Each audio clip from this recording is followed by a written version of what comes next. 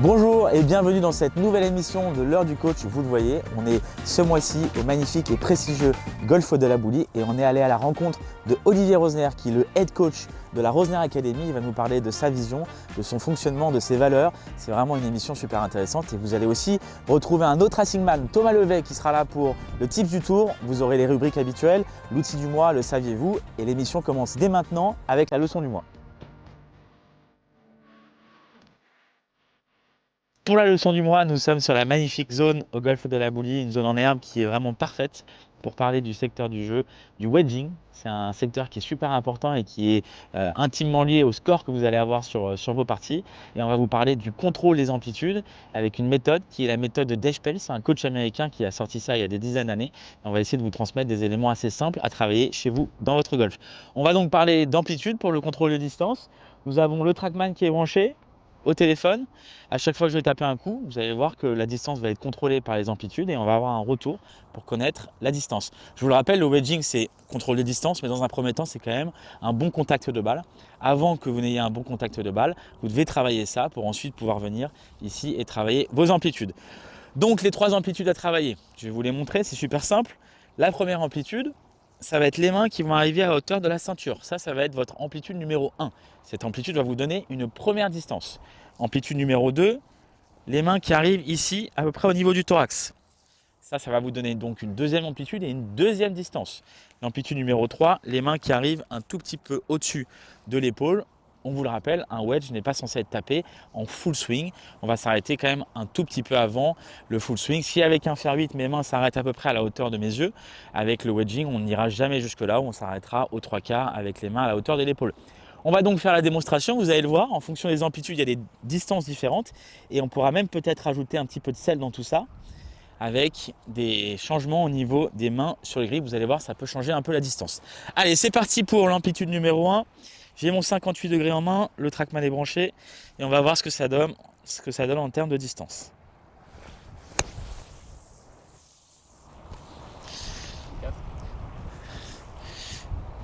Alors, qu'est-ce que ça donne ici ? Première balle à 32,8 mètres. C'est à peu près ce que j'ai en tête. En général, ça se rapproche de 35.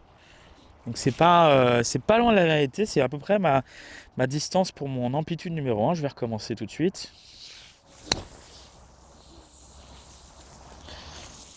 La deuxième balle est partie. On va voir si ça se rapproche de la première. Ah, vous voyez, 34. Donc cette technique, ça permet vraiment de contrôler bien les distances. À partir du moment où vous arrivez à répéter vos amplitudes et à avoir un rythme similaire, vous allez voir que vos distances vont être plutôt bien contrôlées. Donc, amplitude numéro 1, à peu près 33 mètres. Dès que je suis sur le parcours et que j'ai cette distance, c'est simple, je fais un coup d'essai, j'essaie de ressentir la bonne amplitude et j'envoie. Donc on va passer maintenant à l'amplitude numéro 2. L'amplitude numéro 2, je vous le rappelle, les mains montent à peu près à la hauteur du centre du corps, à peu près ici. Le bras gauche va être à peu près à la parallèle du sol. Vous le voyez là, mon bras gauche il est à la parallèle du sol et mes mains sont à peu près au centre du corps. Vous allez voir, ça va me donner un tout petit peu plus de distance. Je vous le rappelle, l'objectif c'est à la fin d'avoir toutes vos distances marquées sur un petit bout de papier. Et sur le parcours, quand vous avez une distance à jouer, vous regardez votre papier, vous arrivez à assimiler la distance à une amplitude. Allez, c'est parti. J'ai toujours mon 58 degrés, même club. Je vais monter un tout petit peu au niveau des mains à la montée. Voilà, tout de suite, la balle part un peu plus forte. Je n'ai pas changé le swing, je n'ai pas changé de rythme. Et vous allez le voir, la distance change 50 mètres sur l'amplitude numéro 2. C'est à peu près ce que j'ai en général, 50,5 mètres. Allez, c'est parti pour l'amplitude numéro 3. Je vous le rappelle, les mains passe le corps, elle passe juste un tout petit peu au-dessus de l'épaule. Mon bras monte un petit peu. L'amplitude numéro 2, le bras est à parallèle. L'amplitude numéro 3, j'augmente un tout petit peu. Et vous allez voir, normalement, la distance va un petit peu augmenter, encore une fois. et je vais avoir mes 3 premières amplitudes avec mon premier wedge qui est le 58 degrés.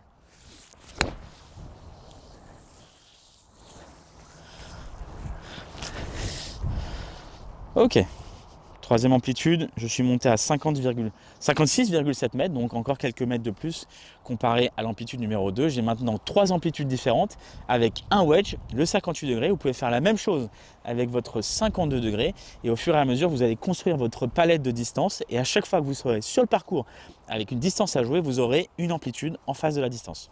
Petit bonus, si vous vous retrouvez avec quelques trous dans votre palette, si par exemple vous avez un coup qui va à 56 et un coup qui va à 65, si vous êtes entre deux, ce que vous pouvez changer, c'est la position des mains sur le grip. C'est une méthode qui est un petit peu plus pour les très bons joueurs, je dirais en dessous d'une dizaine de handicaps, mais vous pouvez quand même essayer et voir si ça change quelque chose sur vos distances. Vous changez donc la hauteur des mains sur le grip. Plus vous allez avoir les mains hautes sur le grip, plus la balle va aller loin. Plus vous allez avoir les mains basses sur le grip, plus la balle va aller un petit peu avant. Nous allons donc faire ce petit test avec le 52 degrés, deuxième amplitude, à savoir le bras gauche parallèle au sol. Je vais commencer par positionner mes mains en haut du grip. La balle va donc avoir un petit peu plus de distance et on va essayer de voir ce que ça donne quand mes mains sont un petit peu plus basses sur le grip. Allez, c'est parti, amplitude numéro 2, les mains hautes.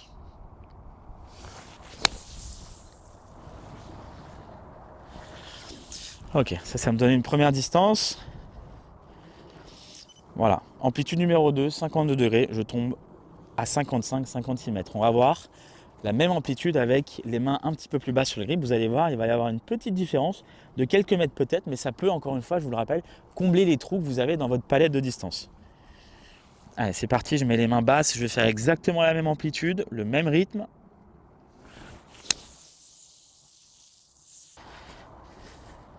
Voilà, très bon exemple. J'ai fait ma première balle avec l'amplitude numéro 2, les mains hautes sur le grip. J'ai ensuite baissé un tout petit peu mes mains. Et vous le voyez, ma balle est tombée. Au lieu d'être à 56 mètres, elle est tombée à 51,5 mètres. J'ai donc changé simplement la hauteur des mains sur le grip. Mon club a baissé un tout petit peu en vitesse et du coup ma balle est allée un petit peu moins loin. Voilà, l'objectif de la leçon du mois, c'était de bien étudier le fait que, en fonction des amplitudes, vous avez des distances différentes. Et pour vous, votre objectif, dès à présent, maintenant que vous connaissez la technique, c'est de le travailler au practice. Travaillez dans un premier temps vos amplitudes parce que vous allez voir, c'est pas facile.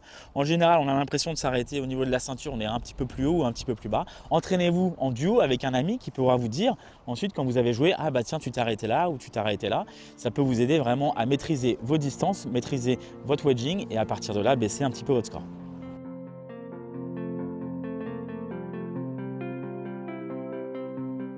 Pour la rubrique Le saviez-vous, ce mois-ci, nous allons parler des majeurs. Et oui, la saison des majeurs est lancée, le master s'est déjà passé et on va vous parler de la moyenne de score pour gagner.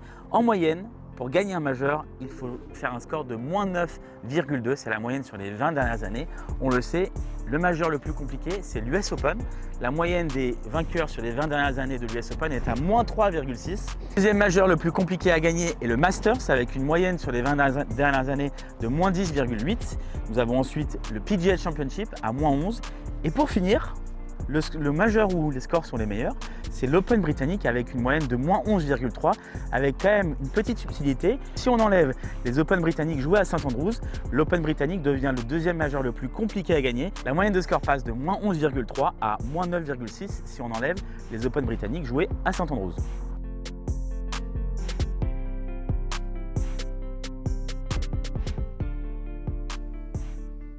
Bonjour à toutes et à tous et bienvenue dans Parole de coach. On a la chance aujourd'hui d'être au Racing Club de France à La Boulie et on est accompagné d'un super coach qui a monté une académie, qui a eu des succès en tant qu'amateur mais aussi en tant que professionnel.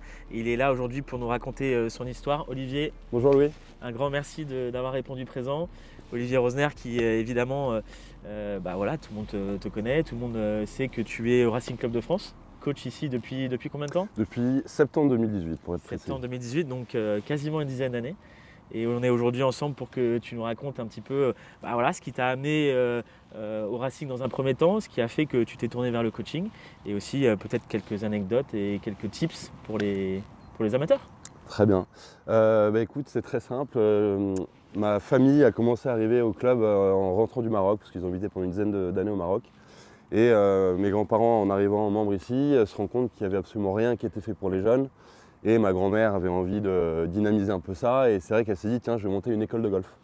L'école de golf de la Boulie, où il n'y avait que 5 Ta grand-mère a jeunes. créé l'école de golf de la Boulie, Exactement. qui est aujourd'hui une des plus grandes écoles de golf de Où aujourd'hui, France. on a à peu près 200 jeunes issus de cette formation-là. Ouais. Et tu me disais hier, école de golf numéro 1 en France en termes Ouais, de. on a fini numéro 1 au ranking cette année. Ouais. Ok. Donc là, à cette époque-là, elle crée l'école de golf. Ouais, exactement, il n'y avait que 5 jeunes à l'époque, donc c'était vraiment tout récent. Il n'y avait même pas de club junior, donc elle a fait monter également un club junior. Donc voilà, elle est vraiment à l'issue de tout ce début pour cette formation des jeunes. Et aujourd'hui, quand on en discute encore, etc., et qu'elle voit en fait comment ça s'est dynamisé, le nombre de champions qui sont devenus, elle est hyper fière de ça en fait, parce qu'elle est à l'origine de tout ça en fait. Donc toi, naturellement, tu as été dans cette école de golf. Tu as grandi au club junior de la Boulie qui est ici et qui est évidemment très réputé. Tous les jeunes de la Boulie connaissent Updash et ce programme-là. Raconte-nous un peu voilà, ses débuts avec ton frère aussi. Vous étiez ici Ouais. tous Ce les qui était week-ends fabuleux, on était ici tous les week-ends parce que nos parents nous laissaient au club junior. Et c'est vrai qu'en fait, ce qu'on en retient, c'est qu'on a créé des amitiés de dingue. On a fait du sport toute la journée. Donc en fait, on était plus des multisports avant de se diriger vers le golf, quoi, hein. On a fait du hockey, on était champion de France de hockey. Et puis après, le golf arrive, il faut faire un choix entre le golf et le hockey. On décide le golf. Donc on arrête le hockey vers 14-15 ans pour aller à fond dans le golf. Donc c'était ça, mais surtout ce que je retiens, c'est ces amitiés qu'on a pu créer, quoi. Et on a toujours les mêmes amis depuis qu'on a 4 ans, quoi, 5 ans. Parfait, c'est extraordinaire, c'est une vraie famille. Ouais. Tu parlais de tes parents, Laurence, ta maman, qui est une des plus grandes championnes amateurs françaises. C'est elle qui t'a donné l'envie de continuer dans le golf plutôt que le hockey. Comment ça s'est passé? Ou quelqu'un, un coach en particulier? Ouais, en fait, elle m'a transmis au-delà du golf la passion du sport, quoi. Comme mon père, c'est pareil, il nous faisait regarder du sport toute la journée, il nous emmenait dans tous les stades de France. Enfin, c'est plus cette passion-là qu'on a eue et qu'aujourd'hui, j'enseigne de cette manière-là, en fait, hein. C'est transmettre la passion, faire durer la passion, surtout pour moi qui est quelque chose d'inévitable. Aujourd'hui, j'ai monté une académie, un sport-études, où les jeunes disent je veux passer pro, je dis tranquille. Il y a le golf, c'est très large, il n'y a pas que ça. Donc voilà, l'objectif c'est vraiment de faire perdurer ça et c'est ce qui m'a animé en fait toute ma vie. On va parler de cette académie après évidemment, mais effectivement quand on connaît les Rosner, quand on vient chez vous, il y a du sport non-stop à la maison toute la journée. C'est connecté sur Eurosport, je pense que vous êtes les plus gros, ou Infosport, vous êtes les plus gros clients de sport, les plus grands passionnés. Et tu vas nous parler de ça après évidemment. Donc ensuite, tes jeunes années amateurs, tu as fait les Good New avec le Racing. Raconte-nous un peu comment ça se passait, les coachs que tu avais et qui t'ont donné envie de continuer. Donc je suis issu de la formation Racing à 100%, donc j'ai fait les Coupes des 4, les Coupes de Paris, mes débuts dans les équipes, voilà, jusqu'au moment où le Graal pour nous c'était de gagner la Gounouillou, hein. C'était notre dernière année amateur à tous, et puis là on est à Granville, on gagne, c'était... Là, dans l'équipe, t'étais là, il y avait aussi Antoine Schwartz qui travaille ici, Pierre-Henri Leclerc qui bosse ici, mon frère Antoine, Hugo Rouillon, voilà, c'était, pour moi, c'est le plus beau moment de ma carrière. C'était des moments entre amis, ce qui est notre ligne de conduite depuis le début. C'était notre dernière à tous en fait, c'était The Last Dance. The Last Dance, bien joué, bien vu. Ok, très bien, donc ça a couronné ta carrière amateur. Ensuite, tu décides de passer pro. Ouais. Tu commences au début sur le Pro of Tour. Sur le Challenge Tour direct. Sur le Challenge Tour direct, tu as les cartes pour le Challenge. Ouais, exactement. Où la première année un peu compliquée parce que je me sentais pas à ma place. Donc perdre de ma carte, redescendre sur le Pro Golf Tour. Et puis là, j'ai fait changement de staff, je me suis dirigé vers Franck Lorenzo Vera. Et je sais pas, ce mec-là m'a parlé tout de suite en fait. On était un peu pareil, c'est quelqu'un qui est un peu show-off. Moi ça me parle et puis il a su trouver tout de suite mon bon système, il a réussi à me staffer entièrement. Donc vraiment c'est quelque chose qui m'a parlé, il a su me faire prendre, j'ai pris confiance en moi énormément avec lui. En fait. Alors Franck Lorenzo Vera qui évidemment était dans le premier parole de coach de l'année et vous pouvez retrouver ce parole de coach qui est extrêmement intéressant et qui, on le sait, t'a coaché pendant de longues années. Est-ce que c'est le coach qui t'a le plus marqué? Je sais aussi qu'il y avait Guillaume Biojo qui est très connu au Journal du Golf. Ouais. Est-ce que tu peux nous raconter un peu ces deux coachs-là? Qu'est-ce qu'ils t'ont apporté? J'ai eu Guillaume, j'ai eu Benoît aussi du Colombier que vous avez vu dans Parole de coach et Franck évidemment. C'est vrai que Guillaume, ça a été mon premier coach. On a fait peut-être 10 ans ensemble au moins. C'est lui qui m'a transmis la passion de la technique, qui m'a fait découvrir les premières technologies, qui m'a construit un swing dans une période où j'étais adolescent. Je suis passé d'1m60 à 1m90 en l'espace d'un an. Donc voilà, il a réussi à s'adapter par rapport à mon gabarit qui est atypique. Donc il m'a vraiment transmis cette pédagogie en fait, de l'adaptation dans le swing d'un joueur. Ouais, Guillaume, il était à la Boulie, moi aussi j'étais à la Boulie à l'époque et on le voyait, il donnait énormément de cours, il était toujours là pour passer de voir au practice, souvent tu tapais en haut et il essayait toujours de venir, jeter un petit coup d'œil, te donner 2-3 conseils et on reconnaît vraiment cette passion depuis le début de Guillaume. Et aujourd'hui il est aux États-Unis, on lui souhaite énormément de plein de bonnes choses, peut-être qu'on va aller le voir pour parler de coach. Maintenant, parle-nous aussi de la différence avec Franck, avec Benoît, les anecdotes marquantes. Ouais, Benoît, en fait, c'est un élément déclencheur dans ma vie de coach, hein, évidemment, parce qu'il est hyper sur le côté cérébral, psychologue, technicien, sans te faire comprendre, en fait. Et c'est vrai que c'est cette vision du coaching, moi j'ai adoré, parce que c'est un technicien hors pair. Il te parle de technique sans te le faire comprendre. Et en fait, ça, c'est tout ce côté-là du coaching, moi, qui m'a un peu captivé. C'est, je te fais passer un message, mais par une voix où je t'ai complètement eu, en fait. Et ça, je trouve ça génial. Tu dis complètement eu, mais en général, c'est un autre terme qui est utilisé. On ne le Exactement. dira pas ici, mais en gros, voilà, l'objectif et la méthodologie de Benoît, c'est, comme tu disais très bien, si je puis me permettre, voilà, c'est d'essayer de faire travailler quelque chose sans que l'élève ne s'en rende compte. Ouais, exactement. En fait. Et c'est ce que tu essaies d'amener, toi, à tes exactement. élèves, Donc, en fait, je fais un mix un peu des trois, tout en amenant ma patte, évidemment. Mais c'est vrai que ce côté psychologue de Benoît, je suis hyper fan. Je continue toujours à bosser avec un psychologue pour maintenant avec une casquette de coach pour savoir qu'est-ce que je dois faire passer comme message aux joueurs. Avec Makis, évidemment. Il me semble. Exactement. Qui est psychologue pour l'AS Monaco, notamment. Maintenant, Franck, il m'a appris en fait à découvrir toutes les capacités du corps humain en fait que le joueur doit exploiter. Donc moi, je suis hyper attaché à regarder tout ce qui est plaque de force, analyse 3D. Donc voilà, c'est cette vision-là. Et Guillaume, c'est vraiment le côté amitié que je crée avec le joueur, transmission de passion. Je suis tout le temps là pour le joueur à lui répondre au téléphone. Voilà. C'est vraiment un mix des trois. Et moi, voilà, après, ce que j'amène, ma patte, je suis à fond dans la performance et en fait, je veux créer des machines à gagner. Voilà. Que les joueurs apprennent à gérer les moments durs, donc le bien à jouer, ça j'adore. Et puis surtout, quand tu as l'opportunité de gagner, bah vas-y, let's go, on y va, quoi. Parfait. On sent qu'il y a une vraie méthodologie et puis on en parlera aussi. On en parlera évidemment avec l'académie. Tu nous parlais tout à l'heure de l'école de golf. Est-ce qu'il y a quelque chose qui définit cette école de golf ici au Racing? Est-ce qu'il y a des valeurs particulières que ta grand-mère à l'époque avait insufflées et qui se ressentent encore aujourd'hui? Déjà pour moi le maître mot, hein, c'est quand je commence mes années scolaires, je réunis les joueurs. Le plus important c'est le mot respect. Le respect du coach, le respect des autres, le respect de soi, le respect du terrain. Voilà, pour moi, c'est vraiment le maître mot du Racing, quoi, le respect. Et puis après, c'est tout ce qui est la victoire, l'esprit d'équipe. Les couleurs. Voilà, les couleurs, qui sont c'est les médaillés olympiques à fond, des champions du monde, des champions de France, je ne sais plus combien, mais voilà, tu portes ce maillot, mais tu portes aussi le passé du Racing. Donc dans le déroulé typique d'un élève de l'école de golf du Racing, évidemment, on a l'école de golf, les jeunes rentrent à partir de 4-5 ans, ils évoluent, ils commencent à faire peut-être 2-3 compétitions à l'extérieur, peut-être 2-3 grands prix, et ensuite rapidement on arrive sur des profils qui vont peut-être se tourner vers des sports-études. Toi tu as créé ton sport-études il y a quoi, il y a 4 ans. Vous avez combien de jeunes aujourd'hui? On est entre 8 et 10 joueurs en fait en full time. Voilà. En fait l'objectif de cette académie c'est, aujourd'hui on a beaucoup de jeunes qui ne savent pas trop ce qu'ils veulent faire, qui sont un peu TDAH, un nouveau truc. Donc en fait moi je voulais leur trouver un équilibre. Et c'est vrai qu'aujourd'hui le golf pour moi c'est une école de la vie qui est exceptionnelle, où tu te retrouves face à toi-même. Tu as besoin de travailler dans des conditions qui sont difficiles, tu es à Paris, tu entends il fait froid, etc. Donc voilà, moi je veux vraiment retrouver cet équilibre-là qui soit hyper épanoui entre les études et le sport qui pour moi est essentiel.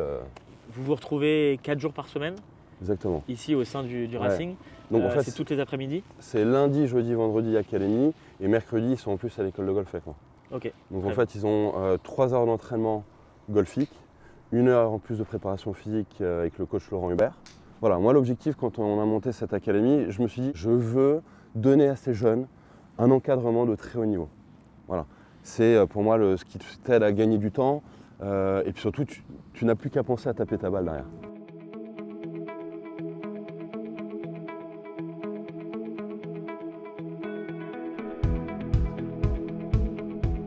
Les jeunes arrivent là, ils vont s'échauffer pendant une vingtaine de minutes et après on ira sur le départ du 1.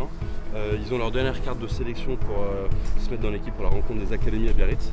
Voilà, donc c'est assez serré le classement pour les dernières places qui vont être un peu tendues aujourd'hui. Ça les gars.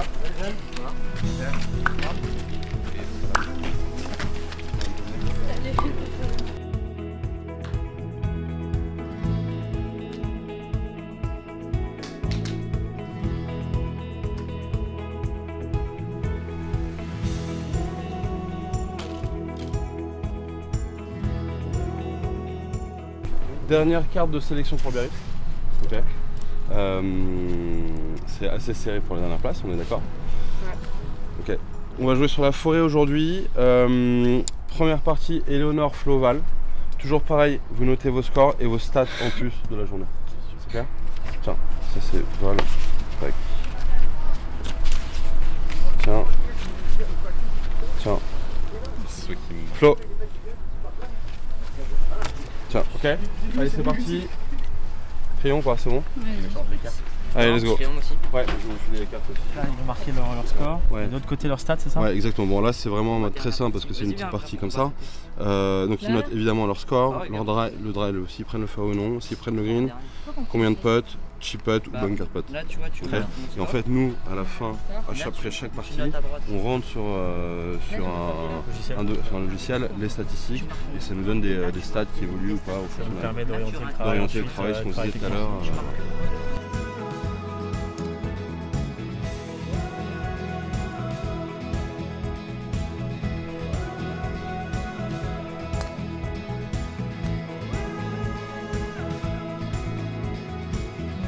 Je voyais Pierre-Henri qui prenait des vidéos et ensuite qui mettait ça dans un dossier, un carnet de correspondance, c'est ça? Ouais, c'est un carnet de suivi en fait pour le jeune, pour les parents. Donc en fait, où il y a à peu près tout. Le suivi du jeune, bon là c'est les distances que le jeune rentre à chaque fois. Les données Trackman en fonction des dates, donc Eleonore est là depuis un petit moment, donc on a plutôt pas mal de données. Voilà, tout le travail technique, les vidéos, etc. avec les points d'amélioration. Voilà, c'est vraiment le journal intime du joueur en fait. Où il peut retrouver tous ces trucs. Putting, Ça permet de garder une ouais, continuité une dans vraie le trace. travail. Et puis surtout le jeune, s'il a des doutes, des questions, il vérifie son carnet. Et ensuite, il peut se lancer il a avec sa ça. réponse, Ok. exactement. Excellent. L'une des raisons pour lesquelles on avait fait Parole de coach à la base, c'était qu'on voulait remettre les enseignants au sein du centre du club, le rôle qu'ils avaient dans les années 90, début 2000, où vraiment le coach était le pilier du club. Parle-moi un peu de la façon dont tu vois notre rôle aujourd'hui et comment ça se passe toi aussi à la Boulie.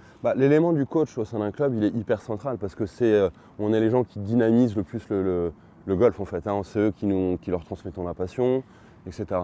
Donc pour moi qui suis axé vachement aussi sur la formation des jeunes avec l'école de golf et l'académie, voilà, moi ce que je veux, c'est ce que j'ai vécu, c'est créer ce lien d'amitié entre les jeunes, que le samedi et le dimanche, ils se retrouvent pour faire des parties entre eux, des échanges par le téléphone, donc je crée des groupes WhatsApp. Voilà, moi c'est vraiment ce côté dynamique, jeune, pour qu'ils s'amusent, et s'ils ont des potes, ils vont s'éclater en fait.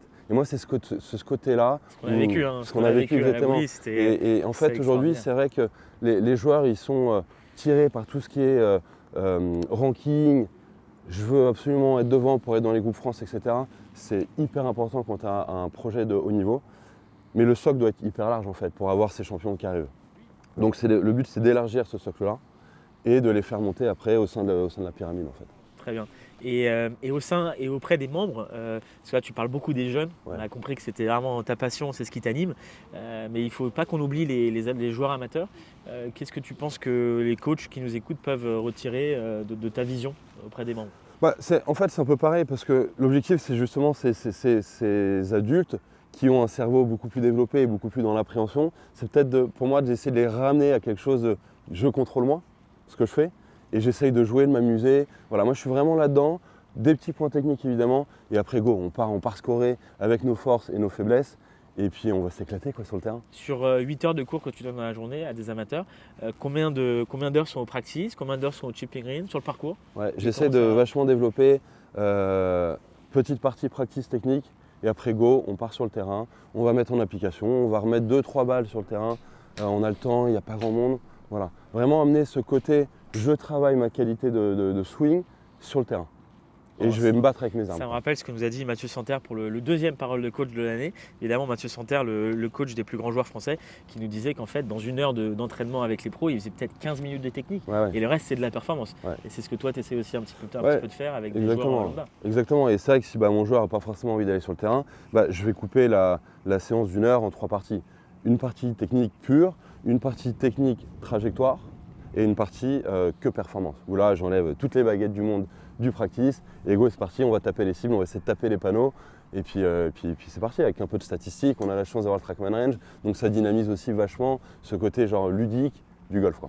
Qu'est-ce que tu maintenant, avec tes 8 années d'expérience ici au sein du Racing, mais tu as évidemment de l'expérience chez les pros aussi, qu'est-ce qui t'a marqué dans la façon dont les amateurs jouent? Est-ce qu'il y a quelque chose où tu te dis, c'est incroyable que tout le monde fasse un peu la même erreur? Est-ce qu'il y a quelque chose qui ressort? C'est ce côté, je me complique la vie, quoi. Alors qu'en fait, il ne faut pas oublier que ça reste un sport, c'est un jeu, on est là pour s'amuser. Et en fait, voilà, les gens ont tendance à trop complexifier leur swing, trop exigeant avec eux, mais que ce soit tous les niveaux en fait. J'ai eu la chance de voyager avec mon frère dans les 4 coins du globe, à faire les plus gros tournois du monde, les majeurs, les tours européens, les PGA Tours. Donc j'ai vraiment vu ça. Et c'est vrai que quand tu arrives à très très haut niveau, en fait les joueurs, quand tu les vois en practice, tu sens qu'ils sont là pour travailler un peu la technique, mais vas-y, je suis là pour trouver mes sensations. Meilleur exemple, Adam Scott. Il est là, il fait sa séance d'échauffement avant sa partie. Et bien en fait, le mec n'a pas fait un swing d'essai. Il est là, sandwich, 5 balles, fair enough, 5 balles. Il est là pour trouver son rythme et sa sensation du jour. Et en fait, les joueurs doivent essayer de prendre ces infos-là, quoi. On n'a pas tous la chance d'avoir accès à ça. Mais c'est vrai que cette session de practice m'a captivé, quoi. C'était où cette session de C'était sur le PGA Tour en Floride. Le nom du tournoi, je ne l'ai plus en tête. En tout cas, c'était sur un tournoi du PGA Tour. Mais de toute façon, sur mon Instagram, il y a ces vidéos de Adam Scott et des autres joueurs qui m'ont captivé. Et c'est vrai que ce côté PGA Tour où on a cette vision des Américains, swing atypique, on est un peu là-dedans aussi, hein. On est vraiment sur des joueurs de golf qui sont là complètement sur la performance, quoi. Tu l'as dit, hein, tu as accompagné Antoine Rosner qui a joué sur le PGA Tour l'an dernier et qui cette année est retourné sur le DP. Tu l'accompagnes souvent, on le sait. Est-ce que tu as eu l'occasion de parler avec des coachs qui t'ont apporté des choses, des tips ou des exercices que tu peux transmettre? Ouais, mais c'est rien de révolutionnaire en fait. C'est des choses qu'on fait déjà nous. On parle des meilleurs coachs du monde. Ouais, on parle des meilleurs coachs du monde. Je me suis retrouvé à table avec Sean Foley et Pete Cohen. En fait, les gars, ils te posent des questions sur toi, donc c'est hyper gratifiant. Et puis après, tu leur poses des visions sur leur enseignement. Sean Foley, qui est un peu différent, travaille avec des chercheurs, etc. Donc très poussé sur la technique. Mais par contre, les drills qu'il va te proposer, c'est des choses qu'on fait ici au golf de la Boulie ou sur les autres golfs parisiens ou français. Donc c'est rien de révolutionnaire. Par contre, c'est Sean Foley, il a coaché Tiger. Donc forcément, c'est un impact qui est complètement différent.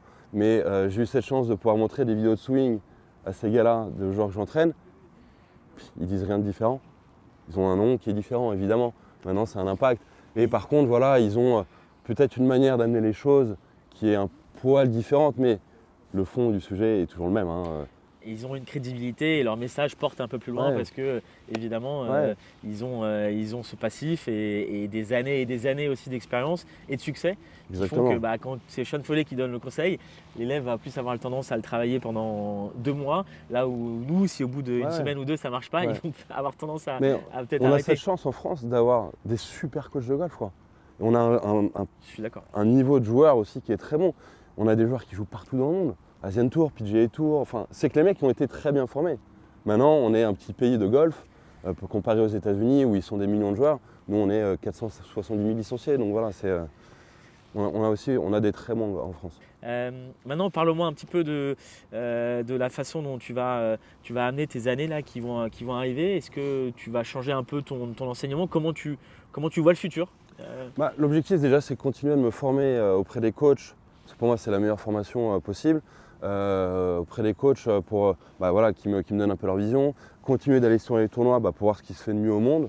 Voilà, donc c'est vraiment continuer dans ce chemin-là pour pouvoir retransmettre à mes collègues de la Boulie, surtout, et pour essayer de faire gagner du temps. On a Vincent Lousseau qui part sur les tournois avec Agatene, on a plein d'autres très bons coachs et surtout on est ça aux jeunes, quoi. Continuer de développer, je vais chercher l'information et je la retransmets aux petits pour qu'en fait ils essaient de gagner du temps, quoi. Ils te demandent beaucoup les petits là, ils te Tout le sollicitent? temps. Ouais. Je ramène tout le temps des carnets de parcours, du PGA Tour, du Tour européen. Ils Ouais, sont là, c'est vas-y, extraordinaire. explique-moi un peu comment ça fonctionne, comment font les joueurs, comment ils échangent avec les caddies. Voilà. Et en fait, aujourd'hui, les jeunes, ils ont du mal à sortir le carnet. Mais c'est vrai que quand ils voient le carnet de parcours, toutes les notes que mon frère prend, etc., ils disent ah, mais j'ai envie de faire pareil. Donc ça leur fait gagner du temps, ça les fait évoluer, ils deviennent matures plus tôt. Et voilà, c'est vraiment ce côté-là que je veux réussir à développer. Quelles sont les qualités pour toi, pour les jeunes enseignants, qui sont essentielles pour débuter dans ce métier? Est-ce qu'il y a un mot en particulier que tu retrouves? Respect, passion. Ouais, Passion de ce que tu fais. Est-ce que je pose des questions? Est-ce que qu'elles soient bonnes ou mauvaises, tu as plein de types de questions. Voilà, c'est vraiment ça. Ce côté où j'ai envie de me donner, le BP il va s'occuper des jeunes. Est-ce que j'ai envie de me donner pour eux? Est-ce que je suis prêt à aller au championnat de France des jeunes? Est-ce que je suis prêt à aller sur les mérites? Voilà, c'est vraiment ce côté-là où voilà, il faut donner de sa personne avant de pouvoir signer à la Boulie. Tu as entraîné pendant un certain temps aussi Hugo Malcor qui a été vice-champion de France ou demi-finale de championnat de France, à l'époque quand tu l'enseignais. Est-ce que les joueurs aussi te font évoluer et te font grandir? Comment ça se passe? Énorme. Hugo Malcor qui est aujourd'hui un des meilleurs joueurs français, amateur, et qui va bientôt passer pro. Hugo Malcor, famille de sportifs. Le père a été coach des plus grands sportifs français. La mère elle a été top 30 mondiale au tennis. Donc c'est un jeune en fait, qui m'a poussé dans mes retranchements. Moi j'étais dans le début de ma carrière et c'est un jeune qui est soif d'information, soif de performance, qui a envie tout le temps de se dépasser. Donc moi en fait il m'a obligé en fait à créer des exercices que je pensais durs pour lui. Alors qu'en fait il fallait toujours aller chercher plus loin.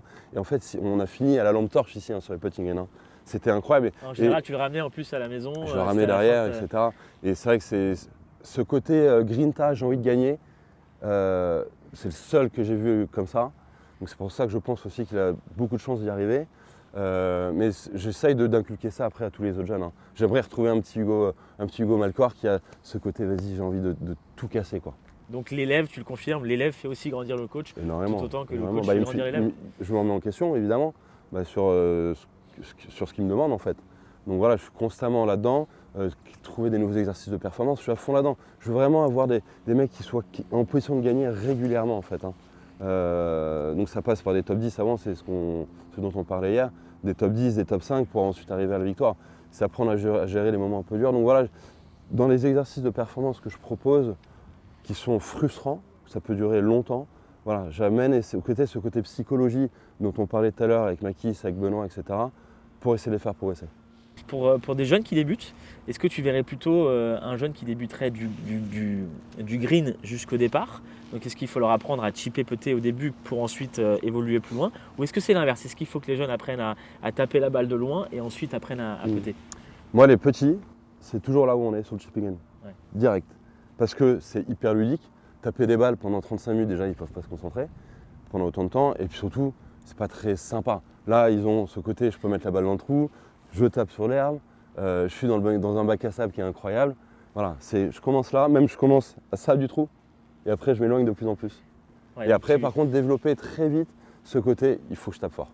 Un peu de practice et surtout parcours à fond. Là, sur le coteau, c'est vrai que... Coteau, là, on est sur le 1 du coteau, donc c'est des endroits où il y a des parcours de la Boulie, 9 trous.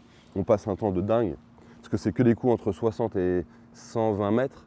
Donc voilà, c'est vraiment ce côté scoring à fond, quoi. Ils ont l'opportunité, comme c'est des distances assez courtes, ils peuvent faire des birdies, ils ont des petites chip putts à faire parce que les greens sont tout petits. Donc voilà, ils ont ce côté scoring qu'ils peuvent vraiment développer ici. Bon, Olivier, il ne me reste plus qu'à te remercier. Merci Louis. Si je retiens plusieurs mots de cette interview, passion, transmission, évidemment, et respect au sein du Racing, c'est ce que tu transmets à tes élèves. Et c'est un vrai plaisir de te voir évoluer en tant qu'ami, mais évidemment en tant que coach aussi. Continuez à jouer, passez du temps sur le parcours, amusez-vous, allez jouer avec vos potes, passez du temps sur les golfs, profitez. Profitez du golf, c'est fabuleux. Parfait. Merci Olivier et merci de nous avoir suivis. C'était une émission très enrichissante et restez avec nous pour la suite de l'émission.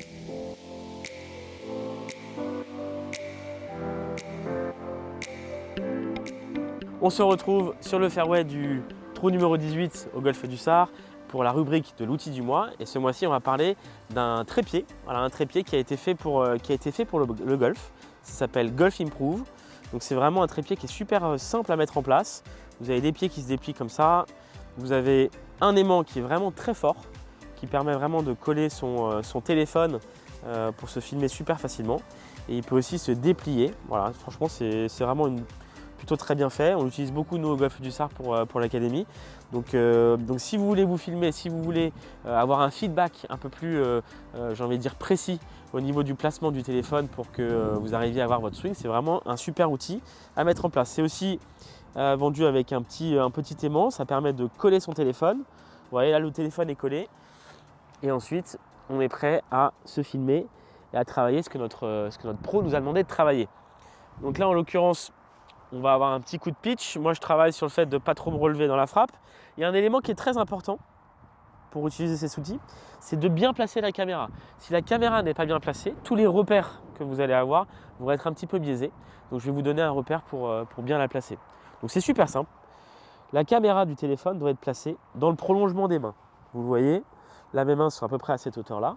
Donc, la caméra doit être au niveau des mains, à la hauteur des mains, et dans l'axe de la cible. Donc vous le voyez là, normalement, je ne devrais pas être mal positionné. Et là, je vais pouvoir avoir une vidéo d'une qualité vraiment professionnelle parce que je vais avoir un bon axe et je vais avoir des repères qui vont être bien précis. Et je vais pouvoir même peut-être l'envoyer à mon pro ou aux gens qui nous aident au niveau du swing. Et grâce à un bon angle, ils vont pouvoir nous donner des conseils bien précis. Je vais essayer techniquement de faire ce que j'ai en tête. J'essaie de rester un peu plus au-dessus de la balle dans la descente. Ok, l'autre coup était pas si mal. La vidéo a été lancée. Je peux l'arrêter. Et ensuite, je peux regarder ce que ça donne au ralenti. Ouais, vous allez le voir, ça donne vraiment des images vraiment extraordinaires. Et puis surtout, ce qui est important, encore une fois, je vous le rappelle, c'est le placement du téléphone et le placement du trépied. S'il est bien dans l'axe, là, vous pouvez vraiment avoir des repères très précis. Et on peut vraiment être coaché à distance. De nos jours, il y a même des coachs sur circuit qui donnent des conseils à distance. Et là, grâce au placement, j'arrive à avoir un très bon angle de caméra. Voilà donc pour la première phase de cette rubrique de l'outil du mois. On peut même passer à la phase un petit peu plus avancée. Vous avez vu l'iPad, enfin je veux dire l'aimant est vraiment très fort. Vous avez même l'iPad qui peut rester bien connecté. Vous voyez, ça ne tombe pas. Bon, j'ai eu un petit peu peur quand même, mais effectivement ça ne tombe pas. Donc vous pouvez faire exactement la même chose avec un iPad, le connecter. Si vous voulez vous analyser par vous-même, et là, vous allez avoir un retour visuel qui va être encore plus impressionnant. Enfin, vous allez pouvoir aller dans les détails. Et d'ailleurs, dans les autres rubriques de l'outil du mois, on va voir quelques outils, quelques applications qui vont vous permettre d'avoir des conseils vraiment personnalisés, notamment comme GolfX ou Sportsbox. C'est des applications qui sont vraiment très impressionnantes. Voilà donc pour l'outil du mois. Je vous le rappelle, ça s'appelle Golf Improve. C'est encore une fois une marque anglaise, il me semble. C'est un trépied qui est fait pour le golf, qui s'installe, qui ne bouge pas trop, l'aimant est vraiment très fort, facile à mettre en place. Donc si vous voulez progresser et avoir un feedback en dehors des cours que vous avez avec votre pro, un feedback vraiment précis, ça se passe par ici.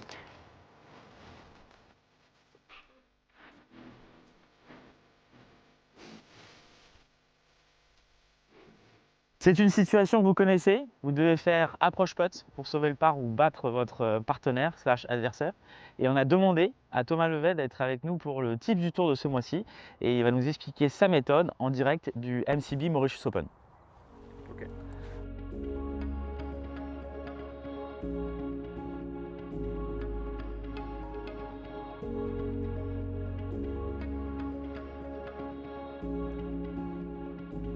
Nous trouvons ici au MCB Legend Championship à l'île Maurice. Et puis une situation qui arrive assez souvent, surtout quand vous jouez sur de l'herbe du Bermuda qui est un peu épais, dans des endroits où il y a du vent. On s'est trompé de club, on a fait un flyer, on est passé derrière le green et on se retrouve dans une situation ici. J'ai un lie en descente, j'ai un bunker à passer et puis le drapeau qui est juste derrière. Et moi ce que je vois faire, les amateurs la plupart du temps, c'est de se dire tiens, de là, ici, il faut que je fasse absolument approche putt. La vérité, c'est que l'approche putt, même pour un professionnel d'ici, elle est très compliquée. Je vais vous donner juste une statistique.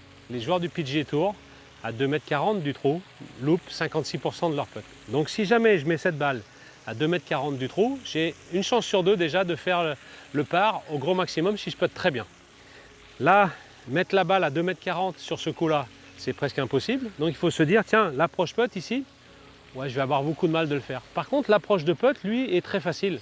Parce qu'à la place d'avoir une zone qui est autour du drapeau, qui va faire à peu près ça de large, j'ai tout le green pour mettre ma balle et quel que soit l'endroit où je la mets sur le green, je vais avoir un 2 putt assez facile. Donc la première chose ici, c'est de se dire, bon, on panique pas, j'ai de la place. Les endroits qui vont me pénaliser le plus, ça sera le bunker devant moi, il ne faut pas la mettre ici, surtout pas rester à cet endroit-là. Et donc tout ce qui est derrière le drapeau, j'ai à peu près une quinzaine de mètres derrière le drapeau, ça ira très bien. Et à partir de ce moment-là, se dire, bah, ok, pour prendre beaucoup de marge par rapport au bunker, je vais pitcher pas très loin du trou, et puis essayer de la mettre, aller dans une région de 6-7 mètres. Et si jamais je la touche parfaitement, là, elle va faire du spin, elle va se mettre près du trou, et puis peut-être je ouvrir mon par. Mais surtout, de commencer par dire comment je fais d'ici, je ne fais pas double bogey de cet endroit-là. C'est le plus important. Approche et 2 putts, ça m'ira très bien.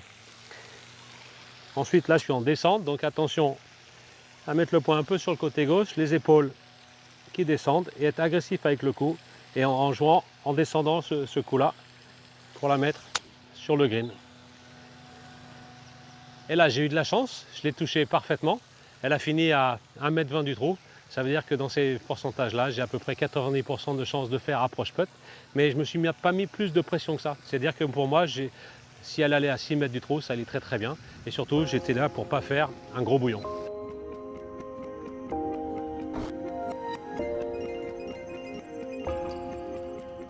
Voilà, on retrouve Olivier Rosner pour la swing séquence et on va passer en revue un des swings que tu connais le mieux au monde, celui d'Antoine, ton frère. Qu'est-ce que tu peux nous dire sur les changements des quelques dernières années? Alors déjà, Antoine, c'était un joueur de draw jeune, okay, où il avait tendance à faire pas mal de coups.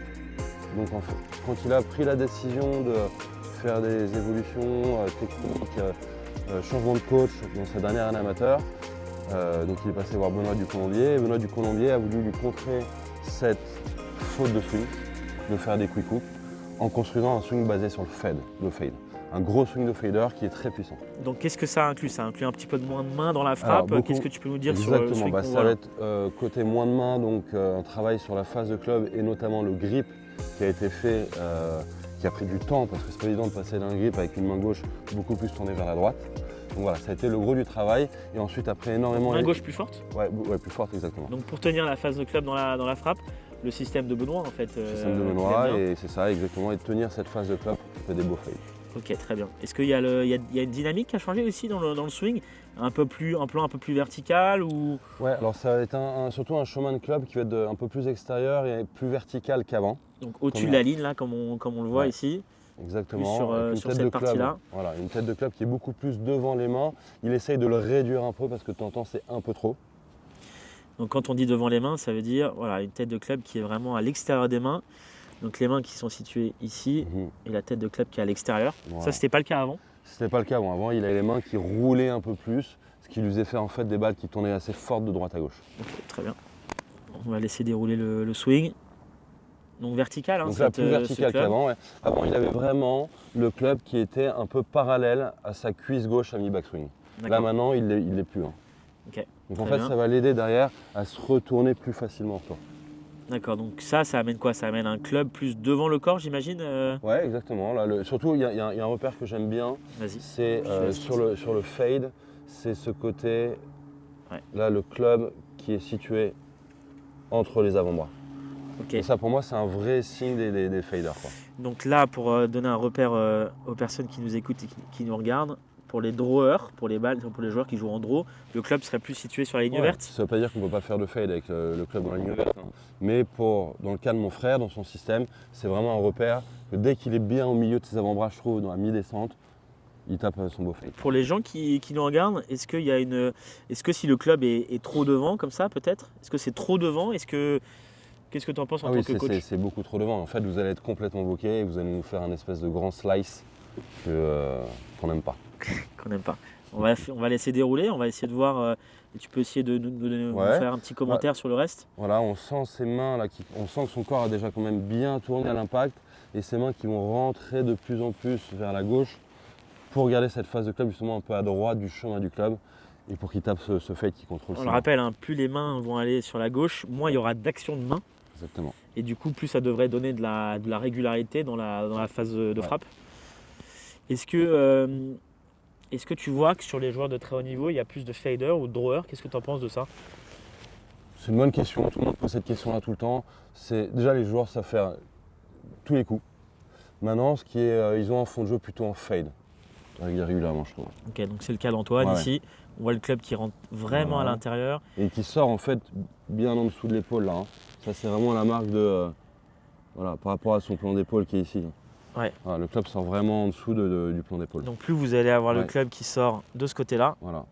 plus vous allez avoir un chemin qui est à gauche et une tendance en fade. Ouais, Ou, exactement. Et en plus, ce qu'on peut bien voir, c'est qu'il garde cette phase de club ouverte, bien placée. Donc on sait qu'il a tapé un fade. Hein, par donc rapport pour à donner ça. un repère aux gens qui nous regardent, ici si on place une première ligne, on va essayer de mettre la deuxième au niveau de la phase de club. Et on va voir qu'en fait la deuxième ligne est beaucoup plus ouverte en fait, Olivier, par rapport au chemin. Mhm, Ce qui amène du coup une phase de club neutre, Ouais. pas de rotation au niveau de la phase de club, exactement. et du coup pas de balle qui tourne à gauche. Je pense que c'est le but à très haut niveau, Ouais. c'est d'éviter un côté du parcours. Évidemment. Parfait. On peut regarder une vidéo de drive très rapidement. Ouais. Donc là on voit Antoine avec un driver, c'est un club qu'il affectionne particulièrement. Ouais. Très bon driver, Ouais. surtout vent contre.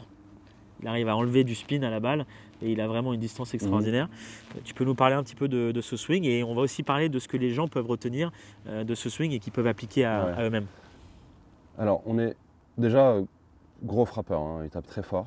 Bien ancré sur les Bien ancré. appuis. Il a cette qualité naturelle d'être très fort des cuisses, donc ce qui lui permet de développer beaucoup d'énergie par le sol et avoir une grosse vitesse de club.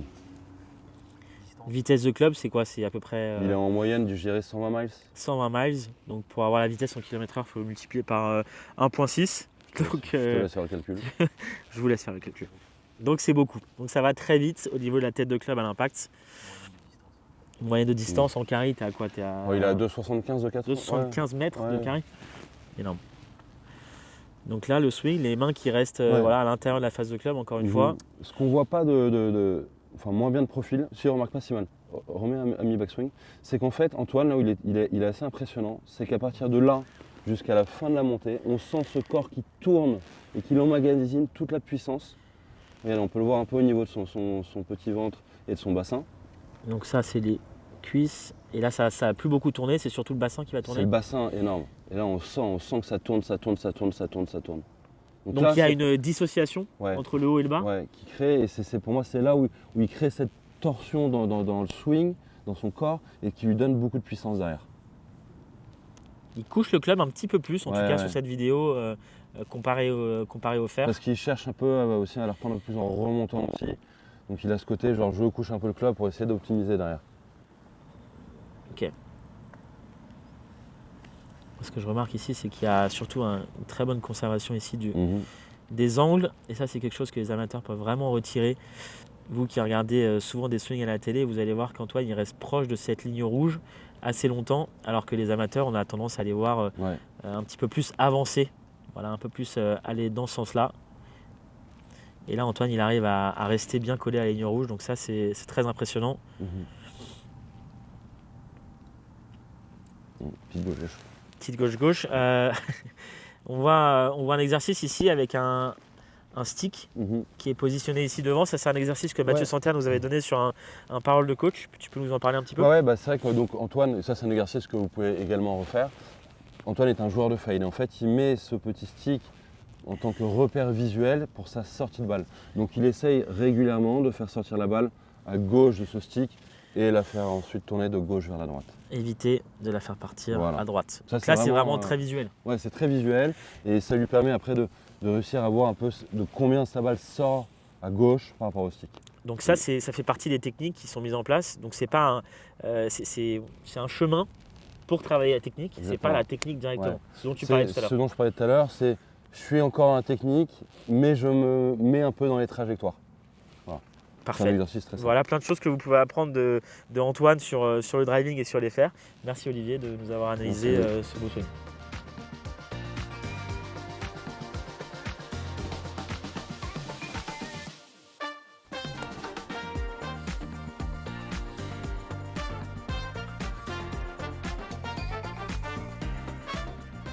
Voilà, c'est la fin de cette émission. Merci de nous avoir suivis. On espère que vous avez appris plein de choses. On remercie le golf de la Boulie qui nous a gentiment accueillis. On remercie Olivier Rosner qui a été super instructif et qui nous a parlé de sa vision et de l'enseignement en général. On remercie évidemment aussi Thomas Levet qui nous a donné un tip du tour. En attendant, bon golf à tous et à bientôt.